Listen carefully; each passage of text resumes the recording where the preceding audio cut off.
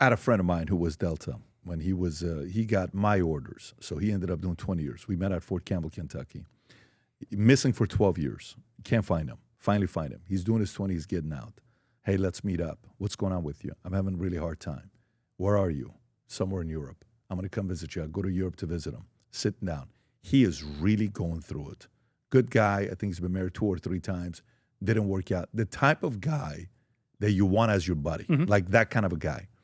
Came out, went through it very hard for about 4 or 5 years, and eventually was able to find a way to enjoy his life, and he's back to being a civilian. Doesn't live in the States. He's out. He's completely... He told me something. He says, Pat, anything I saw in the news, I know what we did, and we gave the truth. Like, I'm there. I'm all the major things of what happened, I was involved in many of these things. I don't believe anything the media tells. Were you ever at a point where you're in there and you're seeing how it's being reported to the media? You're like, yeah, that's wrong. That's wrong. They're full of shit. Nope. Okay, great. I don't trust nobody. Did that happen to you? Yeah, it did. I wanted to believe. Well, when I got out too, I went and worked for Fox News for a while. I was interviewed on major media stations, and to be fair, I had positive experiences with everyone except PBS. They were horrible. But yeah, now just having seen, and I'm not picking on Fox at all of them, having seen like the 7 a.m. meetings with the senior producers. Here's the narrative we're going to push. Here's what you're not allowed to say. We are going to push this and say whatever. And then even so far up the chain. That's what Fox would say. No, not Fox. I've been in the meetings, but I've seen similar stuff. I'm not trying to. I just worked there, so I'm not trying to pick on anybody. Fox has been great to me, and CNN's been great to me. But they all have those meetings. They all have the agenda. They're all supposed to push something, and a lot of it's not true. A lot of it's political agenda and why. Who's getting paid for what? There are smart people on every network that have said shit that it's like, that's not true.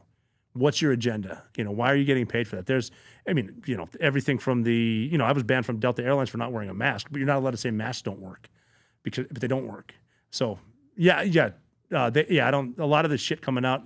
That's why I'm glad Elon Musk bought X, because that's the fastest breaking news we're going to get. Is it always true? Probably not. The algorithm's going to push the agenda that, 1 minute you're looking at breaking news and then all of a sudden there's midget wrestling, whatever.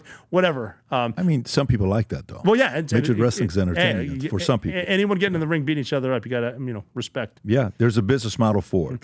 But the Delta guys too, like your buddy, when they were in some shit over there, they saw the worst of it. So it is to hear guys talk about it though, and just acknowledge they asked a lot out of all of us.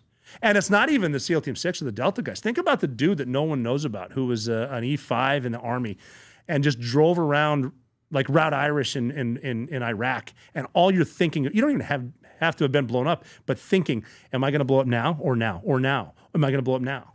Like just the stress on you. And then it happens. I've heard of guys, didn't know, that died leaving the shitter from a mortar. Wow, what a way to go. There's no front lines. We're not fighting in trenches. They are now, God forbid, with those drones.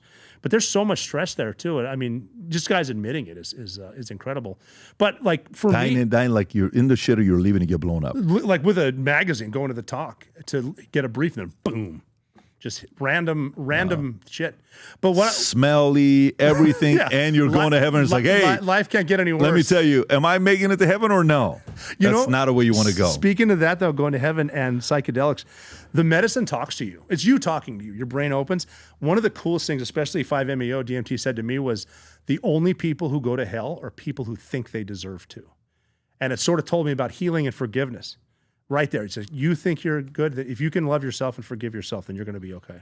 Hey, what is up? This is Robert J. O'Neill, former SEAL Team 6 operators. I was fortunate to be on some of the most high-profile missions in our very long war on terror, but I am now on Connect, and you can connect with me there, and we can literally talk about anything.